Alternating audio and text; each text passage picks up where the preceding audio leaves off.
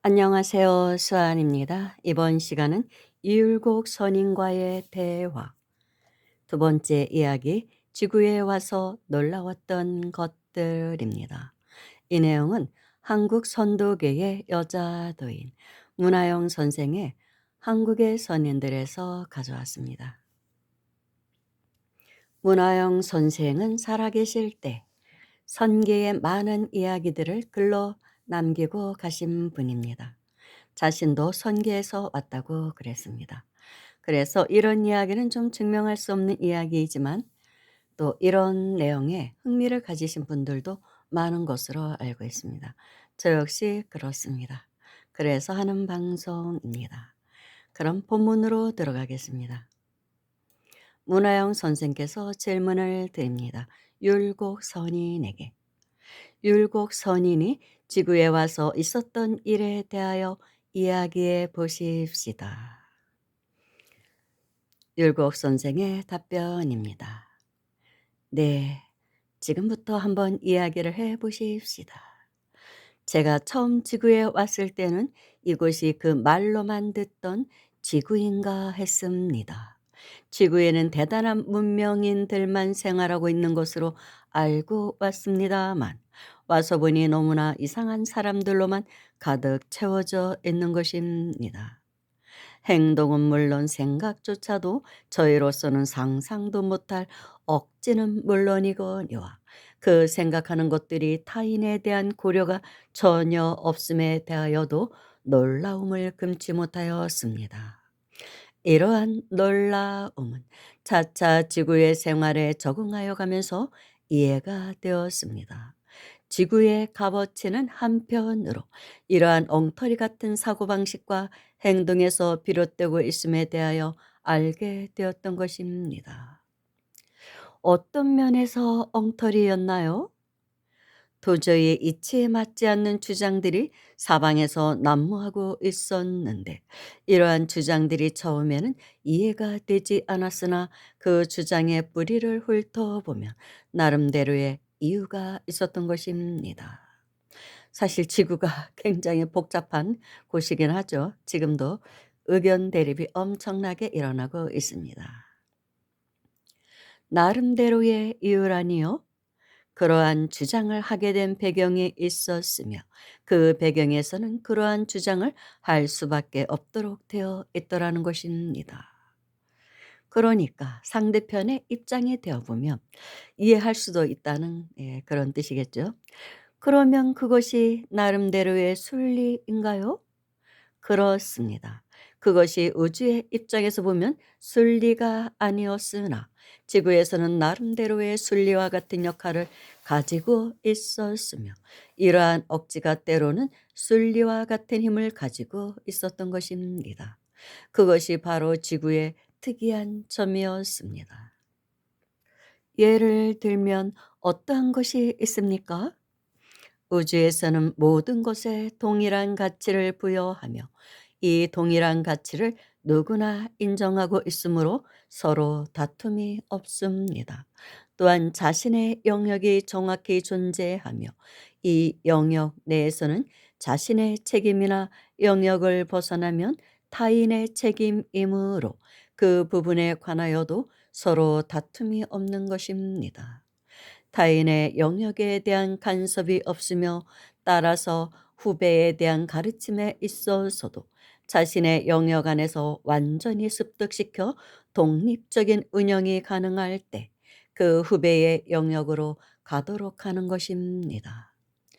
영역 선정 시에도 자연스레 빈 곳이 나타나면 그곳을 선정하도록 되어 있으며 따라서 다툼이 있을 수 없는 것입니다.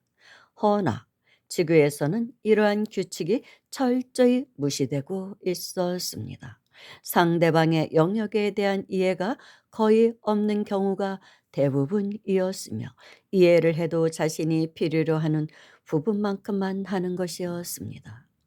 이러한 사고방식은 극히 이기적이었으며 이러한 인간의 이기심은 이타심을 부르짖는 선배 선인들의 종교나 예술 기타 다른 방법에 의한 지도로 중화되는 형태를 보이고 있는 것이었습니다.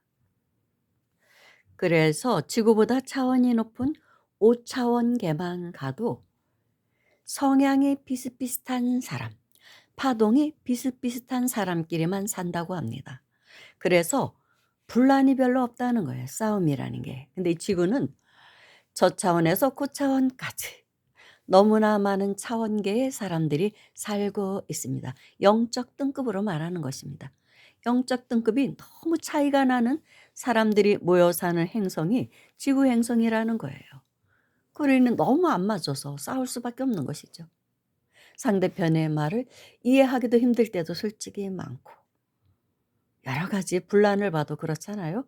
지금 세계 각국에서 일어나는 여러 가지 분란을 보면 그렇고 요즘은 우리 대한민국에서 일어나는 분란을 봐도 그렇죠. 등급이 너무 다르기 때문에 상대를 이해하기가 어려운 것입니다.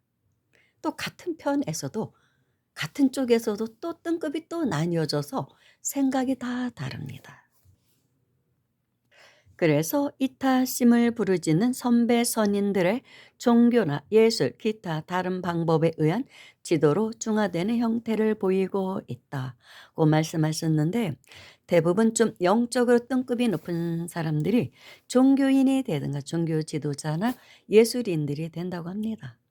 그렇다고 말하고 있습니다. 예술가들 중에도 천재가 많잖아요. 그리고 영적이지 않으면 사실 예술 작품 하나가 나오기가 사실 쉽지는 않은 것 같기도 합니다. 이러한 지도가 참다웠을 때는 빛을 발하여 인간의 본성을 중화하는 데 도움이 되었으나 경우에 따라서는 도중에 그 흐름이 왜곡되어 정말로 이상한 극도의 이기심으로 발전되고 마는 것이었습니다. 이러한 가르침을 전달하는 것을 빌미로 오히려 자신의 욕망을 채우는 호기로 삼는 사람도 있었으며 이러한 종교적 욕심에 편승하여 이익을 보려는 사람들이 상당히 많이 존재하고 있었습니다. 그랬었군요. 그럼 지금은 어떻습니까? 마찬가지일 것으로 생각합니다. 지금도 마찬가지입니다, 사실. 그럼 지구는 왜 그렇게 되었다고 생각합니까? 지구의 재성 목적이 여기서의 재성이란 지구를 만드는 것을 말합니다. 행성을 만드는 목적이 만든 목적이 우주의 색다른 과정을 주는 것으로 알고 있습니다. 이러한 파장을 발산하는 별은 전 우주를 통틀어 여러 개가 있습니다만 지구의 경우는 아주 특이한 파장을 발산하고 있습니다. 이 파장을 이용하여 다른 별에 에너지를 공급하는 데 있었던 것입니다. 공급하는 데 있었던 것 같다니요? 저도 정확히는 알 수 없을 정도의 오랜 세월 이전에 결정된 일이옵니다. 그렇습니까? 율곡 선인도 모를 정도의 긴 세월이 있었던가요? 우주는 선인의 반열에 서서 전부 보고 알 수 있을 만큼 작은 크기가 아니옵니다. 그럼 지구의 파장은 우주에서 어떠한 역할을 합니까? 아르멘에서는 도저히 나올 수 없는 아주 불규칙한 파장이 발생되고 있습니다. 아르멘은 율곡 선생이 환생하여 살고 계시다는 별, 아르멘티냐의 약칭입니다. 아르멘에서는 도저히 나올 수 없는 아주 불규칙한 파장이 발생되고 있습니다. 선계의 파장은 강도와 진동이 아주 규칙적입니다. 지구의 파장은 선계의 등급이 상당한 수준에 이른 존재라 하더라도 처음으로 이 파장을 받으면 잠시 동안은 아주 기분이 불쾌할 수도 있는 파장이옵니다.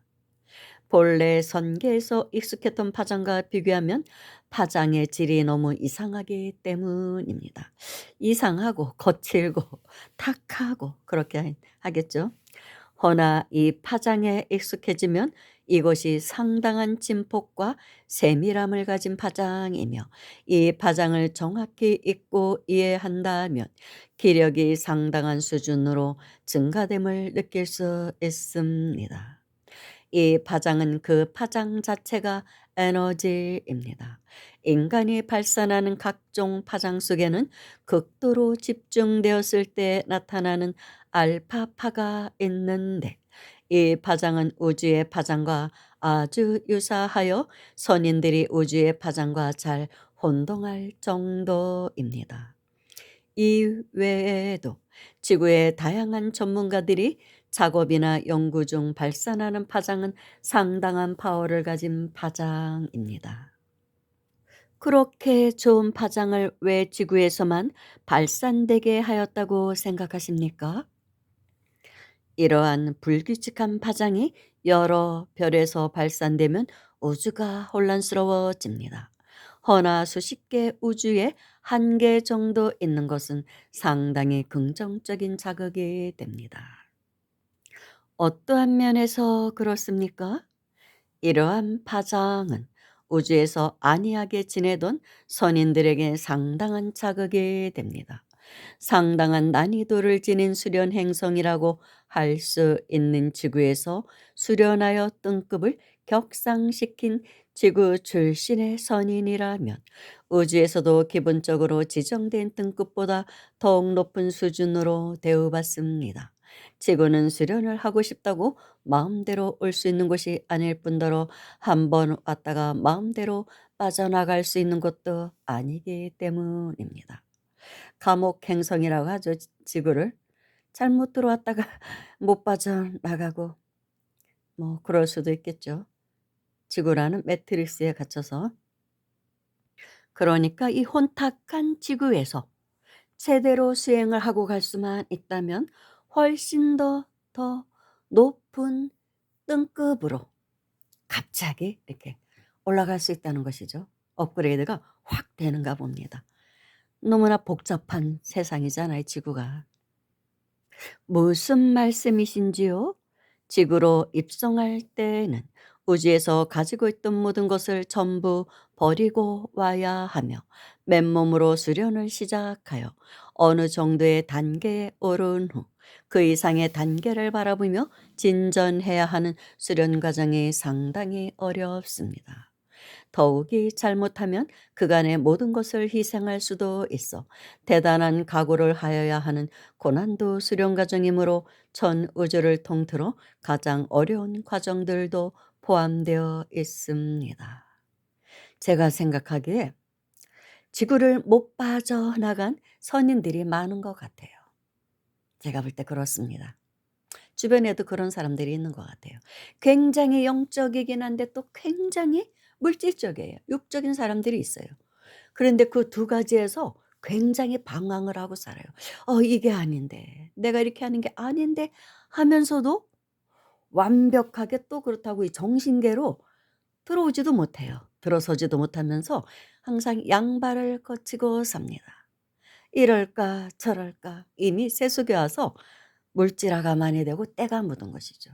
그래서 그 습 때문에 환생을 거듭하면서도 잘 벗어나지를 못하는 거예요.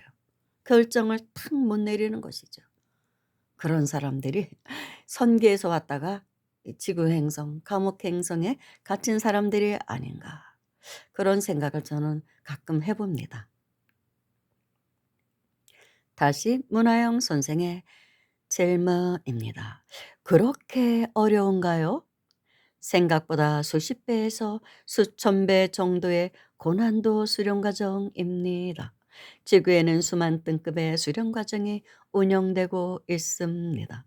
동일한 시간과 장소에서도 제각기 다른 과정이 운영되고 있으며 한 집단 내부에서도 다양한 과정이 운영되고 있습니다.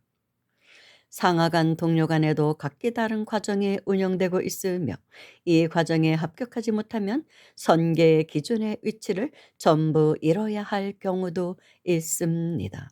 특히 고난도 수련 과정일수록 얻는 것과 잃는 것은 정비례합니다. 즉 수련 과정이 어려울수록 얻는 것도 많으며 수련 과정이 쉬우면 얻는 것도 적습니다. 어느 과정을 택하는가 하는 것은 95% 정도가 자신의 뜻이며 나머지 5% 정도가 우주의 선택입니다. 이율곡 선인은 어떻게 지구에 오게 되셨나요? 저는 자의에 의해 오게 되었습니다. 어떻게 오고 싶은 생각이 들었는지가 궁금합니다. 저의 수준에서는 수련을 더하지 않아도 됩니다만 이 정도로서는 우주를 통할하는데 다소 부족함을 느끼게 되어 다른 방법도 있었으나 지구를 택하게 되었습니다. 와보니 어떻던가요? 처음에는 실망하였으나 나중에는 역시 지구를 선택하기를 잘했다는 생각을 하였습니다. 오고 싶으면 어떠한 신청 절차를 거치는지요? 자신의 의지를 굳게 가지고 있으면 우주의 스케줄에 반영되며 자연스레 다음번 수련자 명단에 들어가게 됩니다. 그렇군요. 이나타. 이나타는 이나타시우스의 약칭. 율곡 선생이 계신 별에서의 이름이라고 합니다. 네, 그렇습니다. 그렇게 불러도 되겠는지요? 예, 제 약칭이옵니다. 상관없습니다. 이나타라고 부르셔도 됩니다. 정말 율곡 선생이 아르헨티나 행성이란 곳에 살고 계시는지 상당히 궁금하고 의문점이 되기도 합니다. 의문이 들기도 하죠. 그냥 호기심으로 들어주시면 됩니다. 감사합니다.